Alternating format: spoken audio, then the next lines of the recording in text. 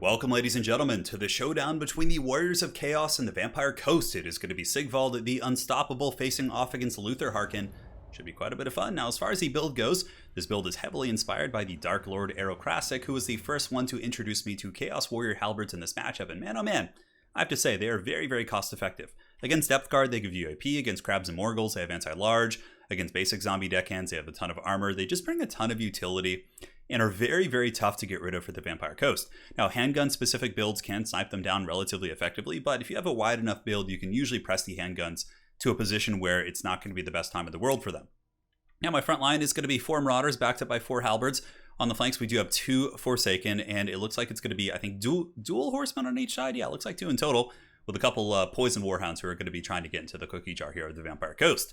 Now for Anticity, going for the dreaded Death Dropper handgun sniping build, which is one of the main reasons why I like Sigvald here, because Archeon and Kolek and all these other characters, it's really hard to fend off good Death Dropper play and good Luther Harkin play simply using like Marauder Horsemen. Oftentimes, a good Vampire Coast player is going to be able to just cackle and snipe your stuff, and you can't really do much about it. It's very obnoxious for sure.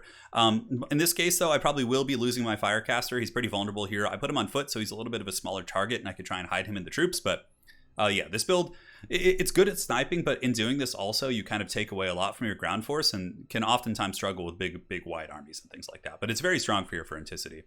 He's got zombie deckhand mobs, a couple Depth Guard polearms here, which have been making a pretty big comeback in the meta against Chaos.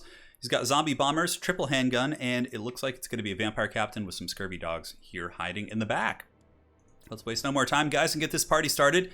Here comes the Goon Squad. So just to buy some time for my caster, I'm going to be advancing up. You can see he's going right after my Chaos Sorcerer of Fire there, who's a pretty good target. So I'm trying to like juke back and forth here.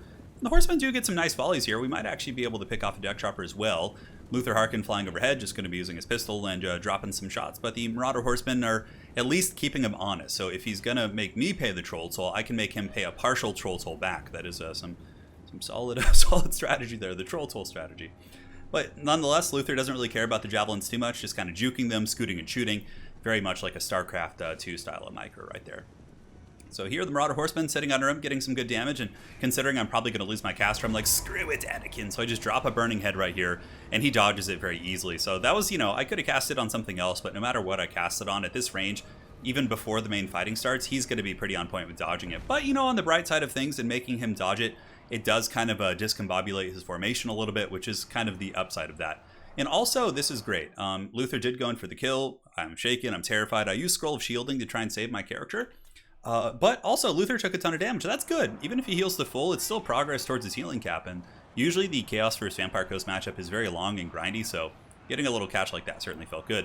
Here are some Warhounds trying to find a way in, but the Halberds and other doggos, the Scurvy Dogs, able to kind of force them back, which was a little bit unfortunate here. And now Forsaken going to be slamming into the Depth Guard polearms here, and these bad boys certainly hit pretty hard, so let's get a cool, well, that's actually a pretty cool cinematic shot. Depth Guard, I think, are one of the cooler looking units in the game here. You can see those bad boys pushing in. With the big overhand pimp slaps of the Forsaken, despite your armor, you can see the initial shock damage really favors the Forsaken there, so I was pretty pleased with that outcome. I wasn't sure how that was going to go. But honestly, it looks like this really expensive unit is getting crumped by the Forsaken. Granted, in the long run, maybe Depth Guard will win, especially if he commits some scurvy dogs, but it looks like they're going after my Hounds here. Now back in the center, my Halberds have moved in. Halberds are very durable against Bombers because of their armor. On the other side here, you can see Luther Harkin does land, but he gets surrounded by my Poison Warhounds in Halberds and Marauders, and we're actually getting some good damage, and now the good old wraparound is coming. So Marauders and Forsaken pushing into the back lines, while Halberds do the same thing, and my poor Hounds are running to the edge of the map, just trying to lure those scurvy dogs away and buy some time. And check this shit out. Depth Guard polearms apparently on the charge do lose to the Forsaken. I mean, he had to use an invocation to salvage that fight. It looks like the Forsaken were going to win that, or at the very least lead them to crumbling and really trade super efficiently. So very pleased with the performance of the Forsaken. On top of that, my Chaos Sorcerer of Fire has come back, but it probably won't be lasting terribly long, as at least we're going to be getting an overcasted Burning Head here on these Depth Guard polearms, but in the end, he is able to dodge that. Anticity is quite a foe. So here comes Luther Harkin landing here, able to goon out my caster, so no longer will that caster terrorize the Vampire Coast. And now from here, Halberd's moving in. We do have a bit of a surround here on the Vampire Fleet Captain, and the Burning Head's still going down the pipe. Going to be roasting some of my Halberds, but also hitting the Bombers and helping to crumble them.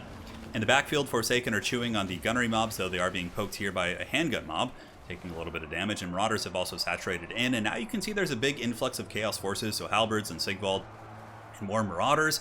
All these bad boys are moving in, and thankfully it took Luther Harkin quite some time to actually kill that caster, which is nice because it kind of pulls him away from the battle for some time. It allows Sigvald to go balls deep and hunt down these different characters, but nonetheless the halberds here are actually doing an excellent job of working on that vampire character, while Sigvald has now moved back here after the gunnery mobs. The handguns are really the one thing that can just punish my halberd line, right? So I need to get back here, shut down these handguns, because otherwise I'm going to be suffering pretty bad. And in response to that, you can see my Chaos Marauders are going to be moving through the ranks, trying to get here, but Anticity is back in business, boys, and he's got Luther Harkin. My halberds are getting a little bit low, and the pistol summons are just so cost effective, and also a big breath attack here. That is going to hurt really bad. Nice one, able to melt those Chaos Warriors. And now the halberds do land there amongst my forces, or not the halberds, the Luther Harkin lands amongst the halberds, and is able to get an instant terror out. They should be back for sure, but that hurts quite a bit, though I do have a lot of forces shutting down the handguns. Here you can see some Death Guard polearms still bumping and grinding, but they're kind of weak binding, actually. Only 23 leadership, so I might be able to get those guys. But all the handguns are more or less offline at this point. My Marauder Horseman's still cackling around the map, causing disruption. You can see I have a couple coming back here. Pretty good ammo, actually, too. So they've been able to chase a couple units down and work on the hounds on the edge of the battlefield, and now they're going to be sitting quite comfortably and throwing into the Death Guard polearms. Here you can see Sigvald leading the halberds to finish off those handgun mobs. Death Guard polearms are piling into some Forsaken, who are buffed by standard eye, so they're going to be a little bit more durable than usual. That's what's cool about Chaos Warrior halberds. They have good AP, right? So if they're punching through the 90 armor of the Death Guard here, they're going to be more than up to the task. Of course, head-to-head, the Death Guard polearms probably would win pretty handedly, but you know, with support, you can see the Death Guard actually die really quickly. They have a low model count, low HP pool, and Sigvald is there, and he's nice and slippery, boys, and he's going in to try and make sure to polish them off. That'd be a pretty good opportunity, too, to maybe get that Vampire Fleet Captain. 38 speed, Sigvald is 40, so he's slightly faster. With Slippery, he's incredibly quick. But Vampire Coast is probably just going to be using all of its ammo right now, like sitting up in the sky, using its handgun mobs, sniping whatever halberds they can before we get to the late stages. And Sigvald, he's got a taste for this Vampire Fleet Captain over here. He's going to be trying to hunt that character down here in just a second. Although I think Sigvald actually saw some more catchable prey here in the form of the 36 speed Death Guard polearms. Luther Harkin landing in the mix might be able to get a terror out on these Chaos Warrior halberds, although they are relatively healthy at this point.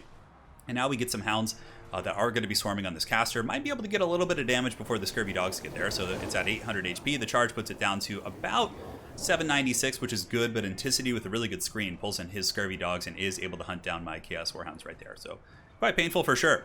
In the meantime, Death Guard polearms are crumbling down, which is nice. Sigvald just putting a righteous hurting on these guys. Negative 35 in the leadership department, and now the Marauder Horsemen pulling back into the mix. They're pretty healthy themselves, actually, but not low on ammo. They're out of ammo. So you can use them to cycle charge, chase things down, get surrounds on Luther, all that kind of good stuff. But it looks like he might be able to break my halberds here. Anticity has absolutely insane hound micro and is always able to maximize the value of those things to pretty good effect there. So Siggy's making his way back in. Here, the last of the Vampire Coast ground forces. I'm looking around here to see. I think they really just have, just those Scurvy Dogs here, which are chasing down those units. And the Vampire character here, which is going to be nice for us, is probably going to be fresh fish here for Sigvald as he makes his way back across the battlefield.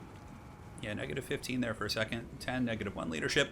It's kind of wavering back and forth. The halberds do have 30 melee attack against 40 melee defense, so it is a little bit durable against my targets. Thankfully, the deck dropper handguns are going to be moving in, which is kind of cool. It might lead to a terror route just from overwhelming numbers, which it does, but nonetheless, it is going to allow us to kind of get us around. So our Marauder Horsemen are going to be coming in, trying to get his damn Scurvy Dogs, which we've just been hunting this entire game, man. So elusive with those. We do kind of get on the handgun summon inadvertently, which is good because it keeps it from shooting into our blob, and the deck dropper handguns are kind of on death's bed. Bounce of power is pretty close, but we do loop around here, and now some of the Scurvy Dogs are going to get picked off by the Marauder Horsemen, the Usurtha Ek Horde, but not before Luther Harkin is able to drag a couple of those bad boys to the depths. So his caster is now gone. I know there's no more natural healing for Luther Harkin out. Oh, there is natural healing, but there's no more magic healing, so there's no more inbows and things like that. And Luther is got to watch out for slippery old Sigvald. He's piling in with 780 weapon strength, and he got a couple nice hits there. 500 damage on Luther. He's a little bit trapped in by the Marauder Horsemen, trying to escape here, but it looks like in that span of a couple seconds, Sigvald did about 1,000 damage to him, which is a huge boon, and you can see the bounce of power really does start to reflect that. And now we're more or less just kind of cleaning up where we can. The Scurvy Dogs pile in, a couple of my forces do break. Horsemen moving in as well. But, even if I lose everything here, Sigvald probably is going to be able to beat Luther, and now we get the duel of duels. So he's slippery once again, coming in for a rear charge, but it looks like Luther is going to be pulling back and maybe going after something else. I'm not really sure. Sigvald is able to catch him and stagger him right there. Thankfully, he got caught up on like a Marauder or something, takes another big chunk of damage.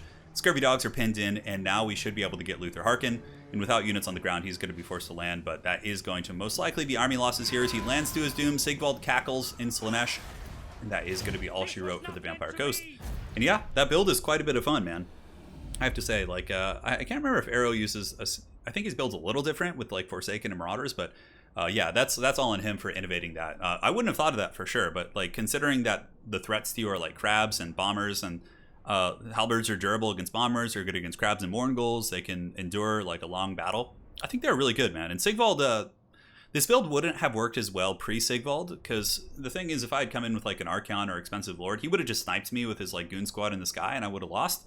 But Sigvald opens up this build a lot, and lets you go wide and have a very tough to snipe build. Unfortunately, your caster generally always has to die, more or less, against a build like this, but you can still obviously win without your caster. It's hard, but it's doable. So well played to Anticity. If you guys haven't seen him, check out his Twitch channel in the comment section below. And my friends, thanks for watching. Hopefully you enjoyed this Warriors of Chaos showdown, and we will see you guys next time. Take care.